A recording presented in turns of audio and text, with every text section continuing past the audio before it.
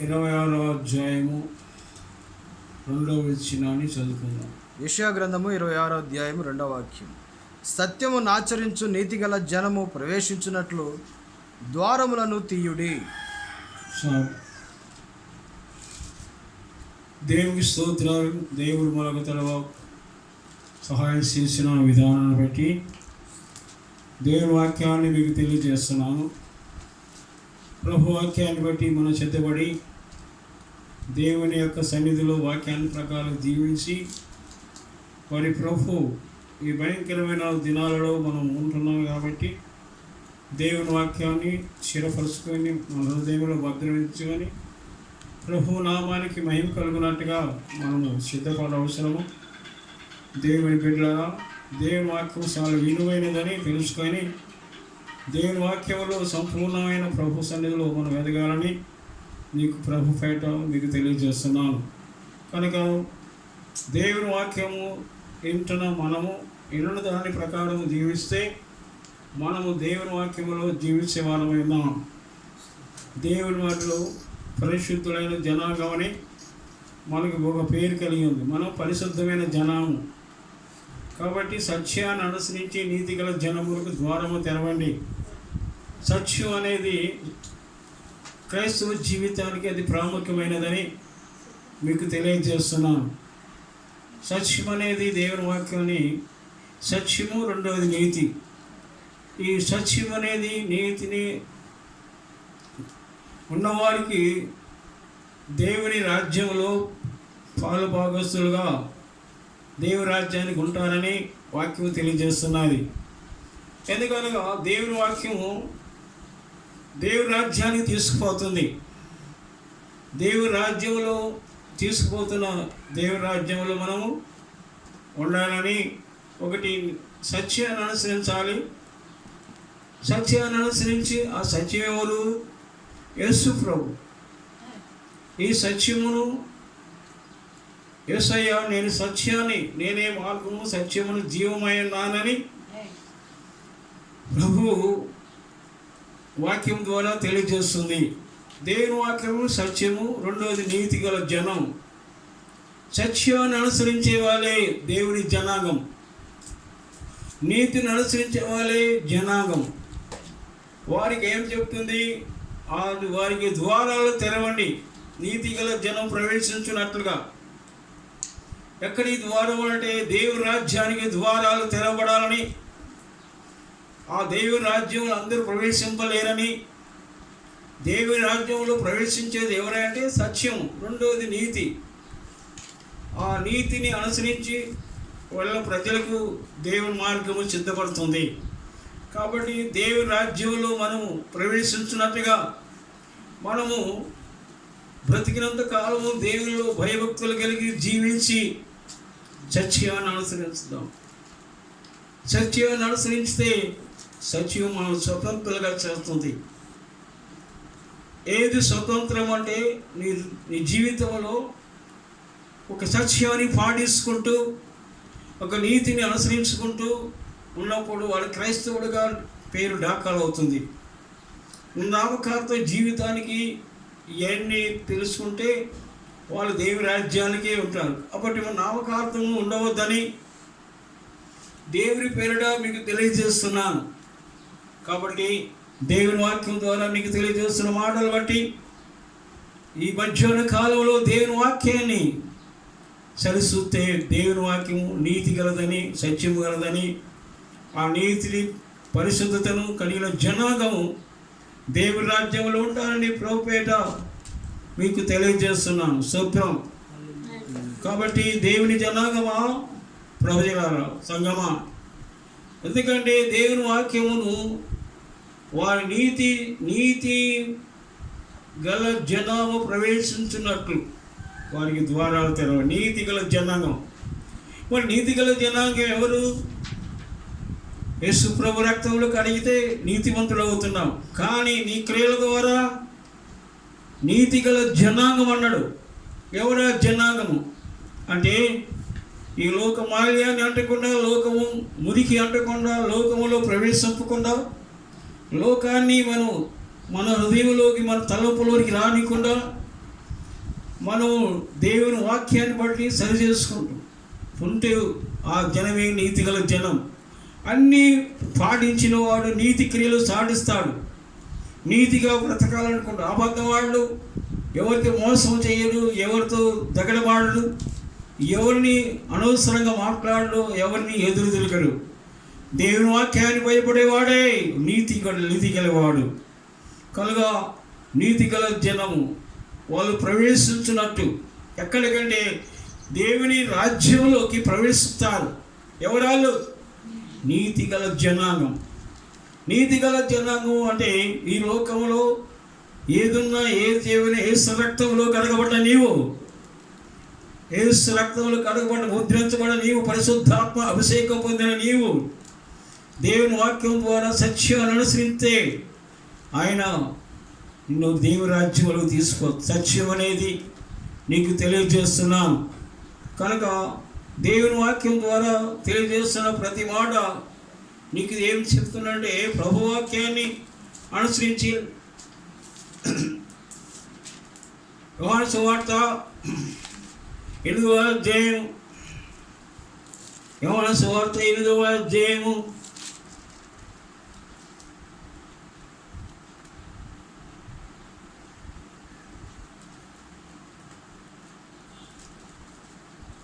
26వ వచనం. మిమ్మును గూర్చి చెప్పుటకును తీర్పు తీర్చుటకును చాలా సంగతులు నాకు కలవు గాని నన్ను పంపినవాడు సత్యవంతుడు. నేను ఆయన యొద్ద వినిన సంగతులను లోకమునకు బోధించుచున్నానని చెప్పెను. స్తోత్రం. హల్లెలూయా. చూడండి, నన్ను పంపినవాడు సత్యవంతుడు. పంపినవాడు తండ్రి దేవుడు, పరిశుద్ధాత్మ దేవుడు, పంపబడ్డ పంపుడు. వీళ్ళిద్దరూ సత్యవంతులు. నన్ను పంపినవాడు సత్యవంతుడు అంటున్నాడు. అంటే పరలోకములో ఏముంది? సత్యం ఉంది, నీతి ఉంది. అంటే ఏమి ధరించుకొని ప్రభు ఈ లోకానికి వచ్చాడు? సత్యమనే నడుముకు దట్టి కట్టుకొని ఆయన సన్నిధిలో ఈ లోకానికి వచ్చాడు. అందుకని దేవుని వాక్యంలోనే సత్యం అనే ఒక నడుముకు దట్టి కట్టుకోండి అని ఎఫెసీ పత్రికలో రాయబడుతుంది. కనుక ఎఫెసీ పత్రిక 6వ అధ్యాయంలో మనం చదువుకున్నాం, అవసరం లేదు. కనుక సత్యం అనేది మానవునికి అవసరమైనది. సత్యం ఒక 2 విషయాలు దీన్ని దేవుని రాజ్యంలో చేరుతుంది. నేను ఈ దేవుని రాజ్యంలో ఒకటి సత్యము, నీతి. నీతిమంతుడైన వాడే దేవుని రాజ్యములోకి ప్రవేశిస్తున్నాడు. నీతి అంటే మురికి లోకములు, అబద్ధం వాళ్ళు ఎన్ని కష్టాలు వచ్చినా, ఎన్ని బాధలు వచ్చినా, ఎన్ని శోధనలు వచ్చినా, ఎన్ని భయంకరమైన ఇబ్బందులు కలిగినా తన జీవితంలో నాశనం అయిపోతున్న తన జీవితంలో సత్యాన్ని అనుసరిస్తాడు, దేవుని వాక్యానికి జీవిస్తాడు. దేవుని వాక్యం ద్వారా అతను ఆ వాక్యం ద్వారా నిలబడతాడు. కనుక దేవుని వాక్యం, నన్ను పంపినవాడు సత్యవంతుడు, ఆయన క్రియలనే చూస్తున్నాను, ఆయన మార్గంలో నేను ఉన్నాను. ప్రభువైన యేసు ఈ లోకానికి రావడానికి, నిన్ను నన్ను సత్యవంతులుగా చేయడానికి, దేవుని రాజ్యంలోకి నువ్వు వెళ్ళడానికి ప్రభువు నీకు తెలియజేస్తున్నాడు. సత్యం అనేది చాలా విషయం. సత్యము ఉన్నది ఉన్నట్టే సత్యవంతుడు అంటే ధర్మాత్ముడు. ఈయనగా దేవుని వాక్యములోని సత్యమేనో పలకాలి. ఈ యొక్క భయంకరమైన పరిస్థితి దినాలలో, భయంకరమైన రోజుల్లో నీవు దేవుని వాక్యాన్ని నమ్ముకొని పరలోక రాజ్యానికి నువ్వు సిద్ధపడగలిగి ఈ లేఖనాలు భాగానే నీకు నేను తెలియజేస్తున్నాను. కనుక దేవుని సంఘమా, దేవుని వెళ్ళారా, దేవుని వాక్యాన్ని విని ఆయన సన్నిధిలో నీవు ప్రవేశిస్తే ప్రభు అంటున్నాడు నిన్ను సత్యవంతులుగా చేయటానికి. 48:49 దాంట్లో 48:49 అందుకు యూదులు నీవు సమరయుడవు, దయ్యము పట్టిన వాడవును అని మేము చెప్పు మాట సరియే గదా అని ఆయనతో చెప్పగా యేసు నేను దయ్యము పట్టిన వాడను కాను, నేను దయ్యం పట్టిన వాని కాదు, నా తండ్రిని గణపరచువాడను, మీరు నన్ను అవమానపరుచుచున్నారు, నేను నా మహిమను వెతుకటలేదు, వెతుకుచు తీర్పు తీర్చుచు ఉండువాడొకడు కలడు. ఒకడు నా మాట గైకొనని యెడల వాడెన్నడూ మరణము పొందడని మీతో నిశ్చయంగా చెప్పుచున్నానని ఉత్తరం ఇచ్చెను. స్తోత్రం, హల్లెలూయా. కనుక ఇక్కడ ఏమంటున్నాడే, ఆయన 48 వచనములు, ఆ 48 వచనములు రాయబడే విషయాలు. అందుకు యూదులు నీవు సమరయుడు, దెయ్యం పట్టినవాడు అని మేము చెబుతున్నమాట సరే కదా అని చెప్పి, యేసు నేను దెయ్యం పట్టినవాడు కాదు, నా తండ్రి ఘనపరుస్తున్నాను, మీరు నన్ను అవమానపరుస్తున్నారు అంటున్నాడు. నా మహిమను వెతుకుటలేదు, నా మహిమను వెతుకుటలేదు, వెతుకుచు తీర్పు తీర్చుచు ఉండువాడొకడు కలడు. ఒకడు నా మాట గైకొనెడలా వాడెన్నడూను మరణము పొందడని మీతో నిశ్చయముగా చెప్పుచున్నానని ఉత్తరం ఇచ్చాను. చాలు. ఒకడు నా మాట, ఏ మాట పలకాలి? దేవుని వాక్యం మాట ప్రకారం. అక్కడ యూదులు యేసు ప్రభుని అనరాని మాట్లాడుతున్నప్పుడు ఆయన అక్కడ సత్యాన్ని బోధిస్తున్నాడు, అక్కడ సత్యాన్ని అనుసరిస్తున్నాడు. ఎందుకంటే ఒకడు నా మాట గైకుంటే వాడెన్నడూ మరణము పొందడు. అంటే ఆ సత్యాన్ని వెళ్ళవిడుస్తున్నాడు, ఆ వాక్యాన్ని వెళ్ళవిడుస్తున్నాడు. ఆ వాక్యాన్ని ఆయనను వారి హృదయంలో కానీ వాక్యానికి వారు భిన్నంగా ఉన్నారని ప్రభు బిడ్డ నీకు తెలియజేస్తున్నాను. దేవుని బిడ్డ, ఆయన మాట వింటే నీకు మరణం తప్పుతుంది. ఆయన మాట ఉంటే జీవంలోకి నువ్వు ప్రవేశము కలుగుతుంది. ఆయన మాట వింటే నువ్వు దేవుల్లో ఆ వాక్యాల ప్రకారం జీవిస్తే నువ్వు నీతివంతుడిగా నువ్వు తీర్చబడుతున్నావు, నువ్వు సత్యవంతుడిగా తీర్చబడతావు. మరణం నీకు కొట్టివేయబడుతుంది. మరణం అనేది నీ వద్దకు రాదని దేవుని వాక్యం ద్వారా నీకు తెలియజేస్తున్నాను. కనుక దేవుని వాక్యం సత్యం. దేవుని వాక్యాన్ని మనం అనుసరించిన ఎడల ప్రభు మనల్ని దీవిస్తాడు. దేవుని స్తోత్రం, హల్లెలూయా. కనుక దేవుని వాక్యం ద్వారా జీవిస్తున్న మనము సత్యాన్ని అనుసరిద్దాం. మొదటిగా నువ్వు సత్యం అనుసరిస్తే, నువ్వు నీతిని అనుసరిస్తే పరలోకములో నీకు ద్వారాలు తెరవడతాయి. స్తోత్రం. పరలోకములో ద్వారాలతో వెళ్ళిపోతావు. పరలోకములో దేవుని రాజ్యములో అందుకుంటావు. ఒకటి నువ్వు సత్యములో జీవించాలి, రెండవది నీతిలో జీవించాలని ప్రభు పేట మీకు తెలియజేస్తున్నాను. అలాగే యోహాను సువార్త 18వ అధ్యాయం 37వ వచనం 38వ వచనం. యోహాను సువార్త. అందుకు పిలాతు నీవు రాజువా అని ఆయన అడగగా యేసు నువ్వన్నట్టు నేను రాజునే, సత్యమును గురించి సాక్ష్యమిచ్చుటకు నేను పుట్టి తిని. సాక్ష్యమును గురించి సాక్ష్యమిచ్చుటకు నేను పుట్టి తిని. ఇందు నిమిత్తమే ఈ లోకమునకు వచ్చి తిని. సత్య సంబంధి అయిన ప్రతి వాడును నా మాట వినున స్తోత్రం. ఎవడంటే ఆయన మాట వినేది సత్య సంబంధమైన ప్రతి ఒక్కడు ఆయన మాట విను అని ఇక్కడ చెప్పి, నా మాట విన్నవాడు మరణంలోని శ్రానికున్న జీవంలో ప్రవేశిస్తున్న మాట విన్నవాడు మరణంలోకి రాడని మీకు తెలియజేస్తున్నాను. మనసు ఒకడు నా మాట గైకొని వాడెన్నడూ మరణము రుచి చూడడు, మరణం పొందడు. సత్య సంబంధమైన వాడు నా మాట వినును. సత్య సంబంధం, నేను సత్యాన్ని స్థాపించడానికి ఈ లోకానికి నేను పుడుతుని. ఆ సత్యమైన జనమే పని.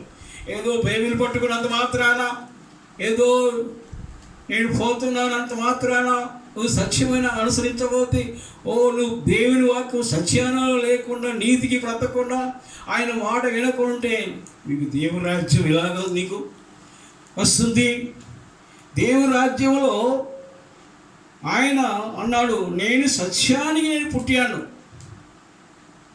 తండ్రి దగ్గర నన్ను పంపబడ్డాను, తండ్రి నన్ను పంపాడు. కాబట్టి సత్య సంబంధమైన ప్రతివాడు నా మాట వినును. ప్రతి సత్య సంబంధమైన మాట వింటే వాడు మరణము నిశ్చయుడు. అందుకని సత్య సంబంధమైన వాడు ప్రతి ఒక్కడు నా మాట వినును. దేవుని వాక్యం ద్వారా నీకు తెలియజేస్తున్నాను. ఈ మధ్యాహ్న కాలంలో వాక్యం చెప్పిన ప్రకారం నువ్వు జీవిస్తే, అందుకనగా అంచె దినములో అపాయకరమైన రీతులు, అపాయకరమైన రోజులు, అపాయకరమైన భయంకరమైన దినాల్లో ఉంటున్నాగా కాబట్టి దేవుని వాక్యమే నిన్ను బతికిస్తుంది. దేవుని రాజ్యానికి నీ సిద్ధపడు. ఎందుకు నమ్ముకున్నాం మనం? ప్రభు సన్నిధిలో ఎందుకు నమ్ముకున్నాం? ఈ లోకములో శాశ్వత జీవితానికి నీకేమైనా ఉన్నదా? లేదు. ఈ లోకంలో నేను ఉంటానని అన్నదా? నువ్వు బైబిల్ అనుసరిస్తున్నావు, ప్రార్థన చేస్తున్నావు, మందిరానికి వెళ్తున్నావు, కానీ నీలో తీసేసుకోలేకపోతున్నావు. లోకము వైపు దిగుతున్నావు, లోకములో ఉన్నావు, లోకములో ఉండి నీవు దేవుని వాక్యానికి భిన్నంగా నడుస్తున్నావని దేవుని వాక్యం ద్వారా నీకు తెలియజేస్తున్నాను. కనుక దేవుని బిడ్డ, దేవుని వాక్యం ద్వారా అనుసరిస్తే నీకు మేలు. దేవుని వాక్యం ద్వారా నీవు జీవిస్తే నీకు మేలు. ఎందుకనగా మానవుడు ఈ లోకంలో బ్రతికినంత కాలము తను మానవుడు అంటే ఎవరు? దేవుని వాక్యం తెలుసుకొని దేవుని మందిరానికి వెళ్ళేవాడు. అతనికి ఈ వాక్యం బోధిస్తున్నాను. బైబిల్ చెబుతున్నది అంతా సత్యమే. కాబట్టి బైబిల్లో సత్యాన్ని అనుసరించేస్తున్న నీవు నీతి గల జనాంగం ఉండటానికి యేసు రక్తంలో కడగబడటము, పరిశుద్ధాత్మ ముద్ర నీలో పడటము, పరిశుద్ధాత్మ ఆత్మచేత కడగబడటము, ఈ పరిశుద్ధాత్మ నీవు పొందుకున్నప్పుడు నువ్వు ఆ సత్యాలు, అదిగో ఆయన వచ్చినప్పుడు సత్య స్వరూపిణి ఆత్మ వచ్చినప్పుడు మేము సర్వసత్యంలో నడిపించును అని మన యోహాను సువార్తలో మనం చదువుతున్నాం. కాబట్టి సత్య స్వరూపిణి ఆత్మ వచ్చినప్పుడు సత్య స్వరూపిణి ఆత్మ వచ్చింది. ఏమవుతుందో 16-13 చెబుతున్న మాట. కాబట్టి సత్య స్వరూపిణి ఆత్మ వచ్చినప్పుడు సర్వసత్యంలోకి మనం నడిపించే ఆత్మ, నువ్వు పరిశుద్ధాత్మను పొందలేకపోతున్నావా? పరిశుద్ధాత్మ నీలో లేకుండా పోతుందా? బైబిల్ ఏమవుతుంది? పరిశుద్ధాత్ముడు ఎప్పుడో అంచె దినములోనైనా యేసు ప్రభు పరలోకానికి వెళ్ళినప్పుడే పరిశుద్ధాత్ముడు దేవుడు వచ్చాడు. ఆయన పేరే సత్యము. ఈ 2 టైటిల్స్ కలిగిండు. ఒకటి యేసు ప్రభు సత్యము, రెండోది పరిశుద్ధాత్ముడు సత్యము. నువ్వు సంబంధమైన సాక్షిగా ఉంటే నువ్వు దీవించబడతావని ప్రభు పేట నేను తెలియజేస్తున్నాను. ఈ మధ్యాహ్న కాలంలో ఒకటి నీతిని అనుసరించు, రెండోది సత్యాన్ని పాటించు. నీకు పరలోకంలో దేవుని ద్వారాలు నీకు అడ్డురావు. పరలోక రాజ్యంలో నేను డైరెక్ట్గా నేను తీసుకొని దేవుని రాజ్యంలోకి తీసుకుపోయే ఆ దేవుని కృప, నీతిని, సత్యాన్ని పాలించే ప్రతి ఒక్క వ్యక్తికి ఏమి ఆటంకం దొరకవిక. అతడు దేవుని రాజ్యంలోకి వెళ్ళిపోతాడని ప్రభు పేట తెలియజేస్తున్నాను. ఎందుకనగానే ఈ లోకంలో మరణం తప్పదు. అనేకులు మరణిస్తున్నారు, అనేకులు చనిపోతున్నారు, అనేకులు సమాధి చేయబడుతున్నారు. లాస్ట్గా రేపు నువ్వు చనిపోయిన తర్వాత పరలోకంలో రేపు కడభూన మోగినప్పుడు సమాధి నుంచి బయటకు వచ్చావు నీవే. ఎవరో సత్యాన్ని అనుసరించేవారు, ఎవరు నీతిని అనుసరించేవారు, దేవుని రాజ్యంలో సిద్ధవాడు. ఆ కడభూన మోగినప్పుడు పరలోకంలోకి వెళ్ళి ఆ భూన నిన్ను ఆ మేఘాల మీద కొనిపడేవాడు. సత్యాన్ని అనుసరించేవాడు, నీతిని అనుసరించేవాడిని దేవుని పేడ నీకు తెలియజేస్తున్నాను. అలాగే యెషయా గ్రంథం ఇంకొక వాక్యం చదువుతుంది. యెషయా గ్రంథం 26వ అధ్యాయము 26-7 వచనం. నీతిమంతులు పోవు మార్గము సమముగా ఉండును. ఆమేన్. ఏమంటే ఎట్లుండదట? నీతిమంతుల మార్గము సమముగా ఉండును. నీతిమంతుల త్రోవను నీవు సరళము చేయుచున్నావు. స్తోత్రం చెబుతాం. హల్లెలూయా. నీతిమంతుల త్రోవను ఏం చేస్తున్నట? సమముగా ఉండును. వారి త్రోవను నీవు సరళం చేస్తున్నావు. ఎంత చక్కని మాట. నీతిమంతులకి ఇంకా ఆటంకం లేదు. నీతిమంతులు పోయే త్రోవను సరళం చేసే దేవుడు. నీతిమంతునికి అడ్డం ఉండదు. ఇక నీతిమంతులు ప్రార్థించగా దేవుడు ఆలకించే దేవుడు. నీతిమంతుడు ప్రార్థన ఇనే దేవుడు. నీతిమంతుడు కింద పోయే త్రోవను సరళము చేస్తాడు. అంటే ఆ సరళమైన మార్గంని నడిపించేవాడు పరిశుద్ధాత్ముడే. ఆమేన్. హల్లెలూయా. ఆ సరళమైన మార్గంలో ఏ ఆటంకాలు ఉండవు. ఆ మార్గంలో ఏ బాధలు ఉండవు. ఆ మార్గంలో కష్టములు ఉండవు. ఆ మార్గము యేసు ప్రభువే. చెప్పాడు కదా, నేనే మార్గమును నేనే సత్యం. మార్గములను నడిచినప్పుడు యేసు ప్రభువు నీ చేయబట్టుకొని నడిపిస్తాడు. నువ్వు ఇప్పుడు ఒకటి సత్యం అనుసరించు, రెండవదిగా నువ్వు నీతిని చేత పట్టుకో. నువ్వు నీతిని చేతపట్టు. ఇక్కడ ఏమి చెప్తే యెషయా 26:7 ఏం చెబుతుందంటే, ఆ ప్రకారం నువ్వు జీవిస్తే యేసు ప్రభుని ఆయన రాజ్యానికి సిద్ధపడుకొని తీసుకుపోతున్నాడని ప్రభుపేట నీకు తెలియజేస్తున్నాను. దేవుడి సంగమా, దేవుడి స్తోత్రం, హల్లెలూయా. కాబట్టి దేవుని వాక్యం ద్వారా నీకు తెలియజేస్తున్నా, ప్రతి ప్రార్థన, ప్రతి విధమైన వాక్యానుసారంగా జీవితే. వాక్యం చదువుకునేవాడు ప్రార్థన చేయాలి, ప్రార్థన చేసేవాడు కలగబడాలి, ప్రార్థన చేసేవాడు దేవుని వాక్యం క్షమాపణ కోరాలి. దేవుని వాక్యం నీతిమంతుడు ఎలా ఉంటాడంటే ప్రార్థించేవాడు వ్యక్తిగా ఉంటాడు. వాక్యం చెబుతుంది, వాక్యం చెబుతుంది. నీతిమంతుడు ఎలా ఉంటాడు అంటే, ఆ నీతిమంతుడు ఎలా ఉంటాడంటే దేవుని వాక్యం నీకు తెలియజేస్తున్నాను. మత్తయి సువార్త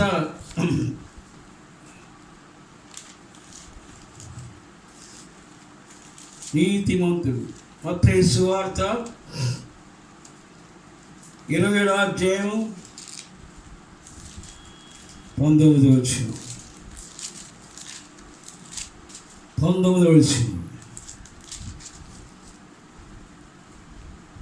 అతడు న్యాయపీఠము మీద కూర్చుండి ఉన్నప్పుడు,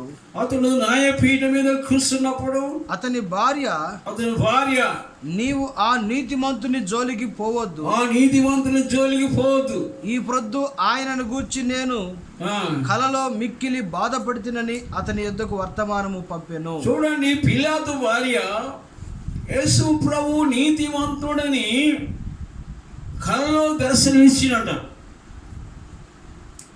ఆయన దేవుని కుమారుడని, దేవుడని తెలియజేయడానికి భర్తకి కబురమిస్తుంది పిలాతు భార్య. ఎవరయ్యా నీతిమంతుడు అంటే యేసు ప్రభువే.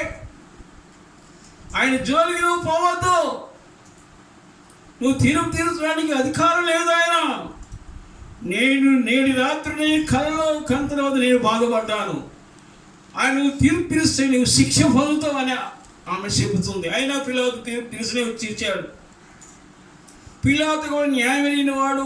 మనం ఎంతో చదివినాం, యోహాను సువార్తలో 18:30 చెప్తున్నాం. నేను సత్యానికి పుడితిని అని చెప్పాడు.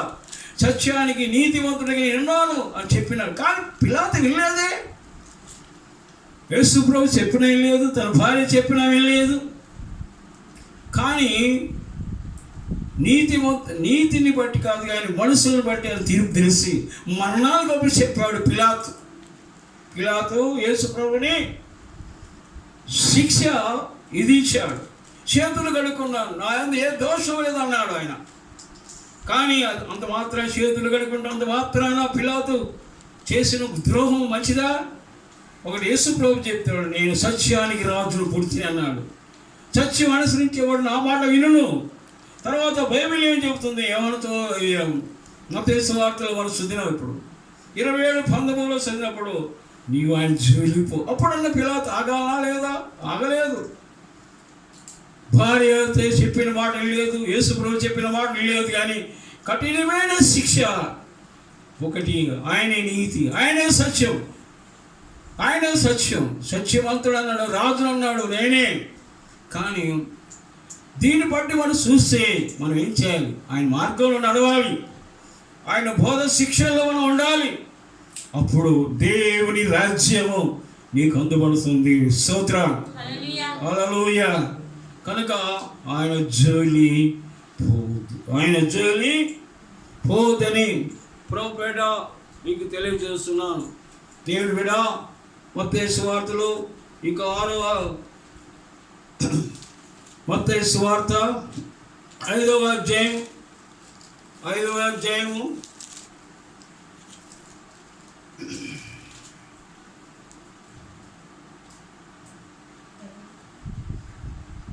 20 వచనం.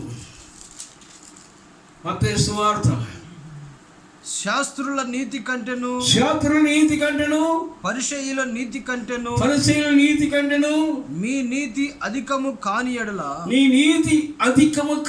ఎడల మీరు పరలోక రాజ్యంలో ప్రవేశింపనేరని నీవు పరలోక రాజ్యంలో ఎంత మాత్రమో ప్రవేశింపనేరరు. ఎవరు నీతి కావాలి? శాస్త్రులు అయితే లోకంలో నీతి నీ ప్రకారం నడుచుకుంటావా? నీ ప్రకారమే ఉంటావా? నాకు అన్నీ తెలుసు అంటావా? కాదు కాదు కాదు. నీతి అంటే ఏం చేయాలి?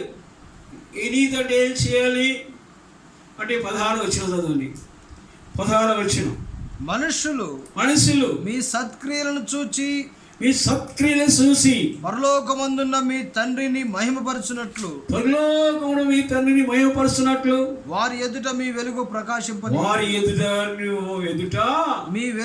మీ వెలుగు ప్రకాశింపనీయుడు. స్తోత్రం. ఈ 16 వచనాన్ని 20 వచనాన్ని పాటించు. ఇక్కడ సత్క్రియ వెలుగు ప్రకాశింపనీయడి అంటే వెలుగు మంచిది, మంచి మంచి మంచి శ్రేష్టాలను గ్రహించు, మంచి మార్గం నడిపించు. ఇక్కడ ఛాతుల కంటే పరిచయుల కంటే మీ నీతి అధికము కాని ఎడల దేవుని రాజ్యంలో ప్రవేశించడము దుర్లభం. దేవుని రాజ్యం అంటే మాట్లాడుకుంటున్నావా?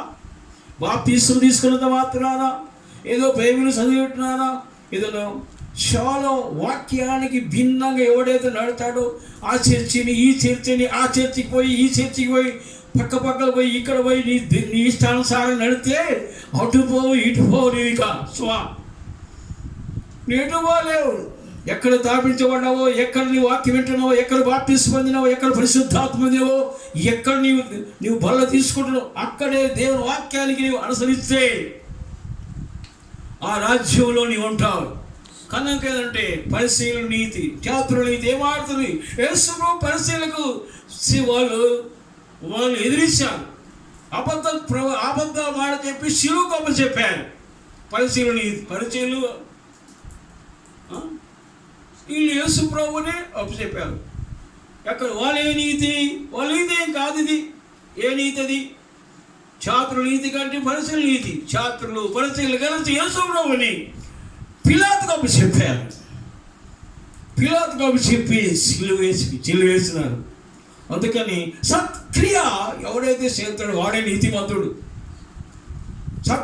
క్రియలు కూడా లేకుంటే దేవుని రాజ్యంలోకి చేరలేరు. దేవుని రాజ్యంలో సత్క్రియలు చేయకపోతే దేవుని రాజ్యంలో చేరలేనని ప్రభుపేట దేవుని రాజ్యం కొరకు ఈ మధ్యాహ్న కాలంలో దయచేసి ప్రకటిస్తున్నాను. విని ప్రభు మార్గంలో నడవాలని మీకు తెలియజేస్తున్నాను. సత్యాన్ని అనుసరించు. తర్వాత సత్య వాక్యాన్ని నీకు తెలియజేస్తున్నాను. అందుకని ఎవరు అంటే దేవుని రాజ్యంలో చేరాలంటే, దేవుని మార్గంలో నడవాలంటే, దేవుని వాక్యంలో చదవాలంటే నీ సత్క్రియ వారి ఎదుగుతాన్ని వెలుగులు ప్రకాశింపనీయడి. ప్రభు మార్గము చాలా విషయాలు మీకు బోధించాలని తెలియజేస్తున్నాను. కాబట్టి దేవురాజ్యాన్ని చెందవాడు ఎవరంటే ఆ మార్గంలో పోయేది యెషయా గ్రంథం 35వ అధ్యాయం. యెషయా గ్రంథము 35వ అధ్యాయం 8వ వచనం. యెషయా గ్రంథము 35వ అధ్యాయం 8వ వచనం. అక్కడ దారిగానున్న రాజమార్గము ఏర్పడును, అది పరిశుద్ధ మార్గం అనబడును. ఒక మార్గం ఏంటండి? రాజమార్గం. అది పరిశుద్ధ మార్గం అనబడును. అది పరిశుద్ధ మార్గం అనబడును. అది అపవిత్రులు పోకూడని మార్గము. ఏ మార్గం అది? అపవిత్రులు పోకూడని మార్గము. పోకూడని మార్గము. అది మార్గమున పోవు వారికి ఏర్పరచబడును. ఆ మార్గమున పోవు వారికి ఏర్పరచబడును. మూడులైనను ఏమండి? మూడులైనను కూలైనను దానిలో నడుచుచు నడుస్తూ త్రోవను తప్పక ఉందురు. ఎవరు పోరు దాంట్లోకి? మూడులైనను మూడులు పోరు దానిలో నడుచుచు త్రోవను తప్పక ఉందురు. తప్పక ఉందురు. మూడు లేని పోతారంట.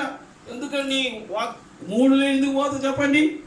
దేవుని వాక్యాన్ని, నీతిని, సత్యాన్ని అనుసరించిన మూడులోనే మారిపోతారు. కానీ వాక్యానికి భిన్నంగా నడిచేవాడు మాత్రము మూడులు పోతారంట. ప్రజలా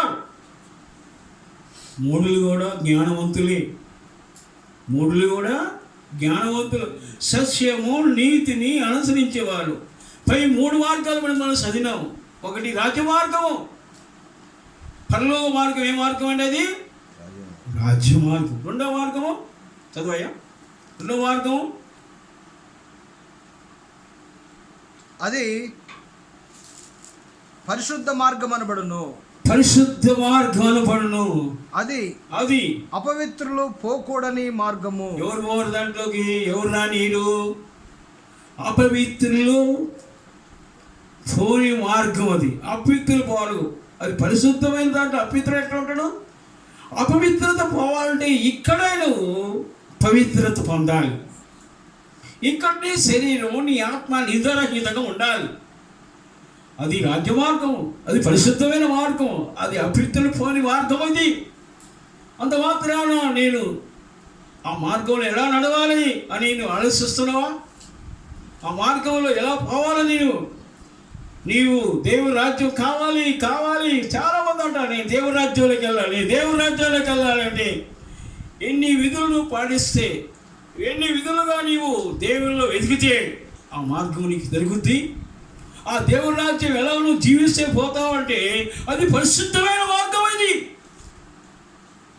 అది పరిశుద్ధమైన మార్గం. అది ఆ మార్గంలో పోయేవారు కొందరే. అది 3 పోతారంట.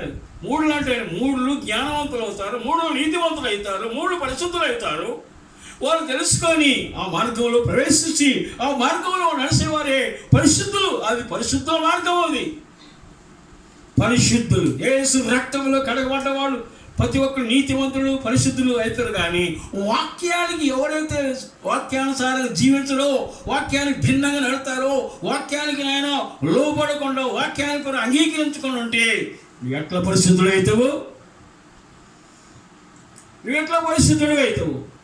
నువ్వు తగ్గించుకోవాలి. యేసు ప్రభు తగ్గించుకున్నాడు, సాత్వికమైన జీవితం జీవించాడు, సాత్విక దాసుడు స్వరూపం ధరించుకున్నాడు. ఆయన వ్యక్తులుగా మారిపోయాడు, సర్దించుకున్నాడు. బైబిల్లో మనం చూస్తే యేసు ప్రభు యొక్క సత్యం చూస్తే ఆయన అన్నింటిలో వాక్యానికి ఆయన భిన్నంగా ఎక్కడ లేడు. అన్నింటిలో తగ్గించుకున్నాడు, అన్నింటిలో సమానంగా ఉన్నాడు, అన్నింటిలో ఆయన వాక్యానికి మనం చూస్తున్నాం. కాబట్టి అటు విషయాలను నీకు తెలియజేస్తున్నాను. దేవుని రాజ్యం సిద్ధపడాలని ప్రభు పేరుతో నా మాటలు ముగిస్తుంది. దేవుని వాక్యం దీవించును గాక. ఆమేన్. ప్రార్థన. సర్వసృష్టికి కారణభూతుడా ప్రభువా, నీ మార్గము సత్యం, నీ జీవం గల దేవుడు, నువ్వు నీతిమంతుడు, నీతిని అనుసరించే దేవుడు. ఆ మార్గము పరిశుద్ధమైన మార్గమే, ఆ మార్గము నీతివంతులు పోయే మార్గమే. 3 కూడా తెలుసుకొని ఆ మార్గంలో పోతారంట. అపవిత్రులు పోలేరంట నాయన, అపవిత్రులు పోలేరంటయ్యా. అపవిత్రత కలిగిన వారు, దుష్టత్వం కలిగిన వారు, మూర్ఖంగా జీవించేవారు, వాక్యానికి భిన్నంగా నడిచేవారు, సాహసం చేసేవారు ఆ మార్గంలో నీ రాజ్యంలో రాలేరని ఈ యొక్క మధ్యాహ్న కాలం నీ వాక్యం తెలియజేస్తుంది తండ్రి. ప్రభువా, లోకము నశించిపోవడం నీ చిత్తం కాదు. ఎందరైతే వాక్యం తెలియక పడిపోయారో, ఎందరైతే నాయన ఈ వాక్యం విన్నారో, ఎవరో క్రైస్తవుని రక్తంలో కడగబడ్డ ప్రతి వ్యక్తిని ఈ వాక్యం ద్వారా రక్షించండి నాయన. ఈ వాక్యం ద్వారా పవిత్రపరచండి. అన్ని చోట్ల వెళ్తున్న ఈ వాక్యాన్ని ఇన్నవారు గ్రహించబడిన కాక, ఇన్నవారు వారు తేడగా హృదయ నేత్రములు వెలిగించబడిన కాక, ఈ గ్రహించి నీ రాజ్యాన్ని సిద్ధపడు. ఇప్పుడు దాకా నా స్వరాన్ని వరకు చేర్చి నీ స్వరాన్ని నిపించిన నా యొక్క ఉన్న పరిశుద్ధాత్ముడా మీకు స్తోత్రం కలుగును గాక నాయన. దయచేసి నాయన నీతిని అనుసరించే జనము, సత్యమును అనుసరించే జనము నాయన, నీతివంతుల ద్వారాలు తెరబడే జనమే పరిశుద్ధమైన జనాంగని నీ రాజ్యంలోకి వస్తున్నది స్తోత్రం చెల్లిస్తున్నాను తండ్రి. మహిమ ప్రభావం ఉంది. ఇది ఎక్కడికెక్కడ పోతుందో ప్రభువా, అన్ని చోట్లలో ఈ వాక్యం ఫలించినట్టుగా, ఇన్నవారు హృదయంలో గుండెలో అతుక్కున్నట్టుగా, ఇన్నవారు హృదయంలో భయభక్తులు కలిగి జీవించుగా వాక్యం ద్వారా అందరూ దీవించు, అందరూ నీ రాజ్యమునికి సిద్ధపరచు, అందరూ ప్రభు నీ రాజ్యంలో ఉండాలని కోరుతూ ఈ వాక్యము పరిశీలన చేసిన నాపై నీ దయచేసి నీ స్వరాన్ని బట్టి స్తోత్రాలు చెల్లిస్తూ యేసు ప్రభువు ద్వారా అడుగుతున్నాం తండ్రి. ఆమేన్. ఆమేన్.